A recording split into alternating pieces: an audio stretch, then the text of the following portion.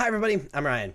Today we're going to talk about how to sideboard with Esper Control in Standard. If you want to learn more about the deck and card choices and things like that, I posted a deck tech yesterday. You should check that out. But today we're going to talk about how to sideboard against, instead of the top 10 like all my other sideboard guides, we're going to learn how to sideboard against the top 7 most popular decks. Because I actually think there are only 7 decks that you're going to see super often playing Standard right now. And those decks are Mono Black Midrange, Esper Control, so the mirror match, Dimir Midrange, 4-color ramp, Esper midrange, Azuria soldiers, and mono red aggro.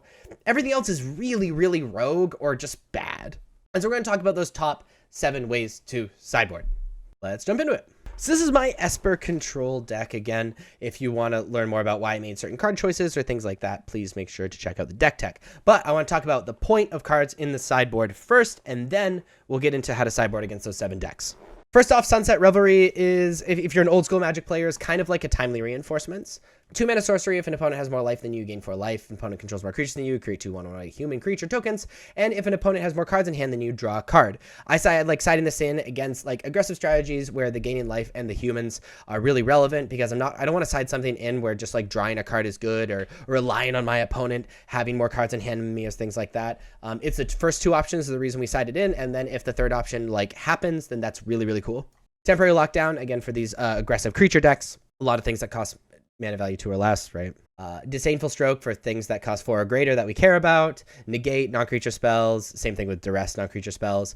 Chrome Host Seed Shark is a 3-mana 2/4 with flying whenever you catch a non-creature spell, which we have a lot of those. Incubate X for X is that spell's mana value. We side this in these grindy matchups, or matchups that don't have a ton of removal, to just sort of overwhelm them with creatures and overwhelm them with value. Especially if it sticks, and especially since a lot of decks actually side out their removal post board. We're playing the 4th cut down, because we run 3 in the main deck just for these aggressive strategies. We already talked about Duress. Shieldred is mostly for aggressive strategies. It's really important, like being able to gain 2 life every single turn and have a big beater and have a big blocker and stuff like that is really, really relevant. And it's fine against decks that you either need more threats against, like the mirror match, or decks that like don't have a lot of removal. And then we're playing Siphon Insight, is a 2-mana instant. Look at the top 2 cards of your target opponent's library. Exile one of them face down and put the other on the bottom of that library. You may look at and play the exiled card for as long as it remained exiled. And you may spend mana as though it were mana of any color to cast a spell, and is flashback for 3 mana. So we want this against these grindy matchups where there's a lot of juicy stuff in our opponent's deck, and we really important we get a couple extra cards even if it's our opponent's cards. So let's start talking about how to sideboard. The most popular deck in Standard is Mono Black Aggro. You might want to call it Mono Black Midrange, but it's definitely like an aggro deck. It plays a bunch of creatures with like removal backup.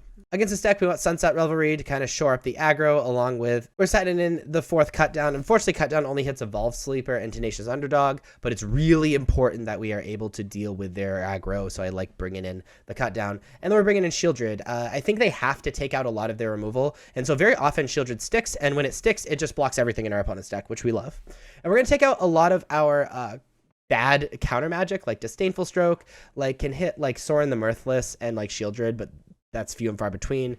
Negate is reasonable against their planeswalkers, but I'm not super worried about that. And then we're going to be taking out some of these cards that don't really affect the board when they come down, like the Celestus, and we're going to be taking out 2 of the Siphon Insight. And this is how I sideboard against Mono Black Aggro. In the mirror match, we got to be the better control deck. We're bringing in Disdainful Stroke because we have a bunch of goodies that we'd love to counter. Same thing with Negate, counters almost everything in our opponent's deck. Chrome Host Seed Shark just as another threat, especially if it sticks. Oh, so good. Duress, get rid of that counter magic. Shieldred as another threat, and Siphon Insight as more card advantage. And we're going to be bringing out a lot of our removal. We're bringing out the cut downs, we're bringing out the go for the throats, and we're going to be taking out the Sunfalls and Farewells. Shieldred's Edict stays in because like being able to deal with our opponent's Shieldred or Chrome Host Seed Shark is really easy with Shieldred's Edict, as well as dealing with our opponent's Wandering Emperor. But this is how I sideboard in the mirror match. The third most popular deck is Dimir Midrange, which is essentially like Mono Black Midrange, except plays like Fairy Mastermind and like plays a lot more instant speed and stuff. I actually like sideboarding exactly the same.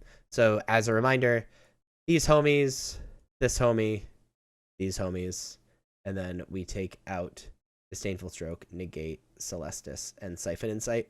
And so this, again, how I sideboard against Dimir Tempo, I treat it kind of like the same deck. Like it's pretty much the same deck as far as we're concerned. The 4th most popular deck in Standard is 5-color or 4-color Ramp. Against this deck, it is more about taking out cards that are bad against the deck than bringing in cards that are good. So Cut Down hits actually nothing in the deck. Sunset Reverie really doesn't do anything in the deck. And so it's really important, and everything else does something at least. So it's really important we bring in 4 cards. Disdainful Stroke is actively good. Negate stops Herd Migration and like Invasion of Zendikar and some of their like Leyline Binding and stuff like that. So we really like that. And then I'm a fan of bringing in Duress, mostly because like it hits everything except for targets and Topiary Stomper, which I am totally down with. And the sideboard against 5-color ramp. Esper Midrange is the 5th most popular deck. It basically just plays like Esper creatures and with cut downs and counter magic backup. It's really, I like treating this really similar to like mono black aggro, because like that deck, it can just become super overwhelming. However, they have some cards that are kind of must answers that are non-creatures, like the Wandering Emperor and Wedding Announcement and stuff like that. In any case, I like Sunset Revelry against the deck. Being able to deal with the aggressive Evolved Sleeper hands and Tenacious Underdog hands, I think is pretty important. However, I'm a fan of Duress to be able to deal with that late game and the last cut down, and I like bringing in Negate. So we're going to be shaving on Siphon Insight and Celestis. It's really important that everything we do affects the board. We're taking out the Disdainful Stroke, which doesn't really do anything. And I'm actually a fan of cutting the Dissipate too. 3 mana is a lot, is like a lot. And shaving and board wipes is totally okay as well, especially since there's not a lot of graveyard stuff that we care about. And we have plenty of ways to deal with the creatures that are on board. So the sideboard against Esper Midrange. The 6th most popular deck in Standard is Azorius Soldiers. It is your classic aggressive creature deck. We're bringing in Sunset Revelry. We're bringing in Temporary Lockdown. We're bringing in Cut Down. We are bringing in Shieldred. We're taking out Disdainful Stroke. We're taking out Negate. We're taking out Siphon Insight. We're taking out the Celestis. We're taking out Dissipate because 3 mana to counter is not good. And I also like shaving on just 1 Memory Deluge. We want to answer them 1 for 1. The Deluges often become a burden, especially in the early and mid game. So the sideboard against Azorius Soldiers. And then the last deck, the 7th most popular deck, is Mono Red Aggro. Again, our super aggressive deck. Sunset Revelry, Temporary Lockdown, Cut Down. Shieldred is obscene against this deck. I'm also a big fan of Chrome Host, Seed Shark, and Negate. We're going to be taking out a lot of our card advantage, basically anything that doesn't directly affect the board. We like Negate because they often bring in Jaya, and then like there's a couple like Reckless Impulse, really good to counter and things like that. Bring out Celestis, Dissipate for the same reason we bring out against Soldiers. Bring out Farewell because 6 mana is a lot against Mono Red Aggro. It's like a really fast deck to be able to like ever Farewell. Similarly, we're going to be just shaving a Memory Deluge and then cutting Void Rend because 3 mana just to remove like a 1 mana creature is like not super great. And so the sideboard against Mono Red Aggro. So that's how the sideboard against what are in my opinion, the playable decks in Standard with Esper Control. If you liked this video and want to see more videos like this, please be sure to like and subscribe. I'd really appreciate it. It means a lot to me. Thank you so much for watching. You should check me out on social media. Links are above me and in the description. I'll see you next time. Bye-bye.